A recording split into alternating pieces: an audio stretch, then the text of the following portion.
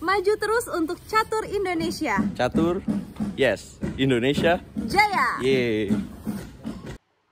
Halo sobat pencinta catur, apa kabar? Semoga kalian sehat dan sukses selalu pastinya. Teman-teman, Norway Chess 2022 akhirnya kelar juga. Dan semua akan Magnus pada waktunya. Ya, jargon itu perlu kita sematkan untuk apa yang terjadi dari hasil Norway Chess 2022. Karena Magnus Carlsen, juara dunia dan pecatur nomor 1 saat ini, masih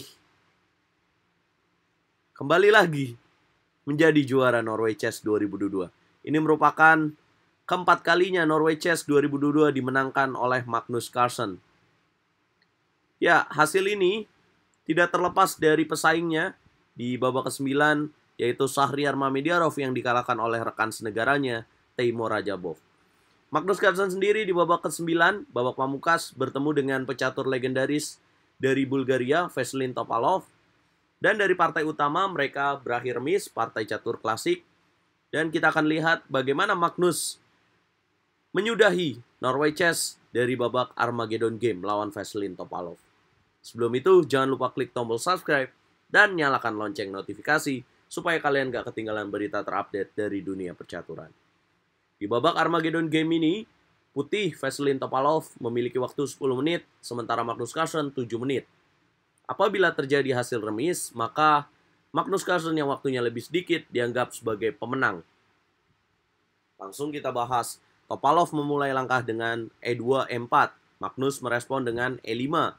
Kemudian Topalov kuda F3, Magnus kuda ke petak C6. Topalov melanjutkan dengan pilihan Italian Game atau Giocho Piano dengan pilihan gajah ke petak C4.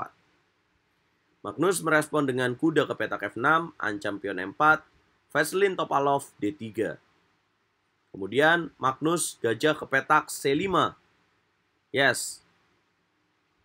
Ini merupakan Giocho Pianismo Variation dengan kuda ke petak F6 terlebih dahulu, kemudian baru ke petak C5. Nah, untuk merespon gajah ke petak C5 ini, teman-teman, buat informasi kalian, ada 3 pilihan terbaik untuk kalian langkahkan setelah langkah gajah C5. Yang pertama adalah C2, C3, kemudian kuda ke petak C3, dan rokade pendek. Pilihan yang paling banyak dimainkan adalah langkah C2, C3. Dan Topalov memilih langkah itu. Kemudian Magnus merespon dengan langkah D6. Topalov rokade pendek, Magnus A5. Yes, mencegah langkah B2, B4. Topalov benteng ke petak E1 dengan ide menjaga pion M4 untuk memainkan langkah D3, D4. Magnus merespon dengan taktis gajah mundur ke petak A7. Oh ya guys, karakteristik dari pembukaan Italian Game atau Giocho Piano adalah gajah terang milik putih menjadi kekuatan, kemudian gajah gelap milik hitam sebagai kekuatan dari pemain hitam. Topalov melanjutkan dengan langkah kuda BD2. Ini ciri khas dari Italian Game atau Giocho Piano dengan ide kuda ke petak F1 dan kuda ke petak G3. Magnus rokade pendek, Topalov kuda ke petak S1. Kemudian Magnus merespon dengan taktis juga. Dia melakukan manuver juga dengan kuda ke petak E7. Idenya sama, pindah ke petak G6. Topalov kuda ke petak G3, Magnus kuda ke petak G6. Topalov mundur dengan gajah ke petak B3. Yes, idenya adalah untuk gajah ke petak C2 dan mendorong D4. Magnus merespon dengan langkah C6. Topalov D4. Magnus pion E makan D4, pion C makan D4, dan melakukan pin dengan gajah ke petak G4. Topalov merespon dengan langkah taktis menteri ke petak D3. Yes. Topalov di sini memberikan kesempatan untuk Magnus memakan kuda di petak F3 dan bisa mengakibatkan Topalov memiliki pion tumpuk di F2 dan F3. Ya, dengan pilihan gajah makan kuda, maka terpaksa Topalov harus makan dengan pion G. Karena kalau dia makan dengan menteri, akan membuat pion di petak D4 ini jatuh, guys. Tapi dengan pilihan Magnus memakan kuda F3, itu akan membuat putih unggul, guys. Mengapa? Ya, karena putih memiliki kesempatan untuk setup kuda ke petak F5, kemudian raja ke petak H1, dan benteng bergeser ke petak G1. Dan ini membuat gajah terang milik putih akan sangat berbahaya. Oleh sebab itu, dalam partainya, Magnus tidak makan kuda di petak F3. Tapi dia melangkahkan langkah D5 untuk menutup kekuatan dari gajah di petak B3. Jelas Topalov menolak dengan langkah E5, Magnus kuda ke petak E4. Ya, kuda makan kuda E4, pion D makan E4, kemudian Topalov ambil pion di petak E4 dengan benteng. Yes, Magnus memiliki kesempatan gajah ke petak F5, guys. Untuk memberikan pin terhadap menteri dan mengancam benteng. Apakah ini unggul untuk hitam? Tidak, teman-teman.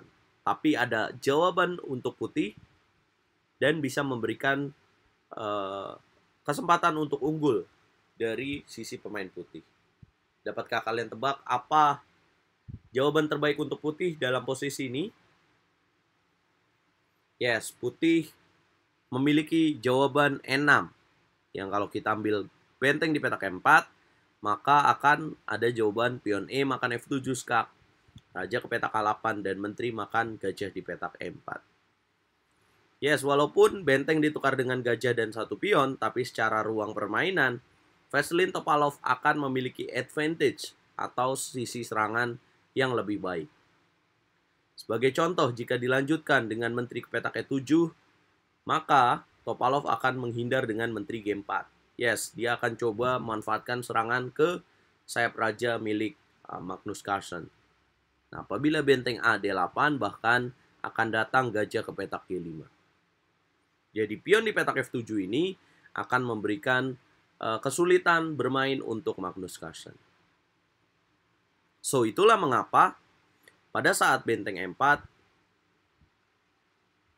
Magnus Carlsen tidak melakukan gajah ke petak F5, tapi dia gajah pukul kuda di petak F3. Nah, beruntung Topalov tidak memakan gajah di petak F3 dengan pion. Jika dia makan dengan pion, maka dikatakan ini akan unggul untuk putih. Karena dalam posisi ini Topalov sudah unggul satu pion ya, teman-teman. Dan lihat bahwa gajahnya aktif sekali. Bahkan bentengnya bisa memanuver ke sayap raja milik hitam. Ya, Topalov melakukan salah perhitungan dengan menteri makan gajah. Sehingga di sini Magnus bisa ambil pion di petak D4 dan menyamakan pion kembali.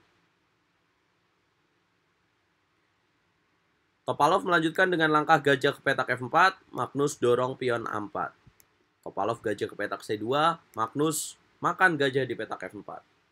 Topalov menteri makan kuda di petak F4, kemudian Magnus menguatkan gajah di petak D4 dengan C5. Gajah beda warna ya, teman-teman. Topalov benteng ke petak D1, Magnus benteng ke petak A6. Yes. Langkah yang sangat diperlukan, teman-teman, karena kalau tidak memainkan benteng A6, maka serangan ke sayap raja ini akan sangat berbahaya, guys. Topalov G3, kemudian Magnus benteng E8. Topalov B4, Magnus pion A makan B3. Yes, melakukan end passed. Gajah makan pion B3, ancam pion F7. Magnus merespon dengan menjaga menteri ke petak E7.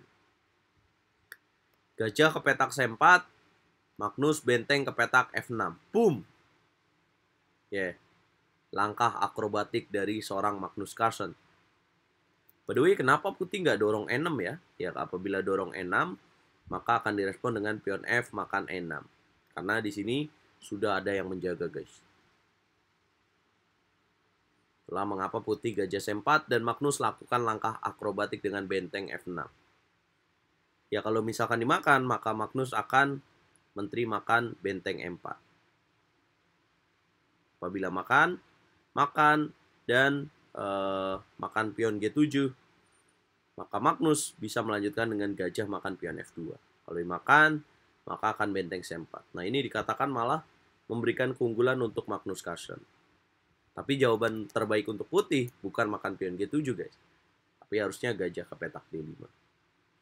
Nah, ini permainan jelas akan berakhir dengan mudah ya. Akan mudah untuk Magnus untuk menahan imbang dalam posisi gajah beda warna seperti ini. Perlu diingat ini babak Armageddon game. Jadi remis saja cukup untuk Magnus karena remis dianggap sebagai hitam yang memenangkan pertandingan. Dan Topalov tahu itu, dia menolak pertukaran dengan menteri ke petak G4. Magnus tidak mengambil pion di petak F2 karena kalau dia benteng makan pion F2, maka akan ada langkah benteng D makan D4. Menghilangkan penjagaan gajah terhadap benteng di petak F2. Kalau dimakan, maka putih akan unggul 1 perwira, guys. Dan mengapa tidak ambil dengan gajah? Ya, apabila gajah makan pion F2, maka ini juga akan mengakibatkan jatuhnya 1 perwira ya. Atau bisa jadi dengan pilihan benteng G6, putih juga tetap akan unggul dengan menteri ke petak F3. Apabila gajah D4, maka putih akan memiliki serangan terhadap pion F7 dengan benteng F4. Dan ini sangat berbahaya. Apabila benteng F8, akan hadir lagi benteng ke petak F1. Yes, sangat berbahaya karena mengancam pion F7. Itulah Magnus tidak mengambil pion F2 tapi dia benteng ke petak G6. Topalov menteri ke petak E2, Magnus benteng ke petak B6. Yes, coba masuk ke petak B2. Topalov raja ke petak G2. Magnus benteng B2, Topalov benteng D2. Benteng makan benteng, menteri makan benteng. Dan Magnus, oh iya, coba kalian tebak apa langkah terbaik untuk hitam dalam posisi ini. Coba pause videonya dan tulis jawaban kalian. Yes, tepat sekali kalau kalian pilih langkah B5. Boom. Ya, gajah makan pion B5 dan Magnus memiliki menteri B7. Gajah makan E8 dan akhirnya mereka sepakat untuk draw. Jika dilanjutkan, maka Magnus akan makan benteng di petak E4. Apabila F3, maka Magnus akan menteri ke petak D5. Yes, tidak mengambil pion di petak E5. Sebenarnya bisa saja, tapi pada intinya, pion di petak E5 ini akan jatuh, teman-teman. Lalu bagaimana jika putih menolak dengan raja ke petak G1? Ya, maka Magnus akan membuka luft terlebih dahulu dan mengambil pion di petak E5. Dengan gajah beda warna, seperti ini akan cukup menyulitkan untuk Topalov untuk bisa menang, guys. Lalu bagaimana jika putih tidak mengambil pion di petak B5? Dengan pilihan gajah ke petak D5. Ya, maka hitam akan melanjutkan dengan menteri ke petak D7. Apabila gajah ke petak B3, maka hitam akan G6. Apabila benteng ke petak F4, akan ada benteng ke petak E7. Nah, setup seperti inilah yang akan dimainkan oleh Magnus Carlsen dan akan menyerang pion di petak E5. Ya, Topalov juga menyadari bahwa sangat sulit untuk bisa menang dalam posisi ini dan akhirnya mereka sepakat remis. Inilah partai pamungkas yang membuat Magnus juara Norway Chess 2022, teman-teman. Dan akhirnya semua akan Magnus pada waktunya. Berkat kemenangan Norway Chess 2022 ini, Magnus mendapatkan hadiah 750.000 Norwegian Corner, teman-teman. Mata uang Norwegia. Kalian mungkin bisa kurs ke rupiah berapa? Bisa googling habis ini. Dan itulah yang terjadi. Dan setelah turnamen ini, beberapa hari lagi kita akan menyaksikan turnamen kandidat, teman-teman. Yaitu turnamen untuk mencari penantang bagi gelar juara dunia Magnus Carlsen. Kalian bisa pantau turnamen kandidat hanya di YouTube RL Chess. Dan menurut kalian, siapa lawan yang paling layak untuk memperebutkan gelar juara dunia catur? Apakah Alireza Firouzja, Ding Liren, atau nama-nama yang bersaing di sini? Jangan lupa dukung terus channel ini untuk terus berkembang dan ikutin terus dunia percaturan hanya di YouTube RL Chess. Jangan lupa like, share, komen, dan subscribe. Catur Yes Indonesia Jaya, bosku. Kapan ya? Nggak semua akan Magnus pada waktunya. Apa kita butuh Pragnananda kali ya?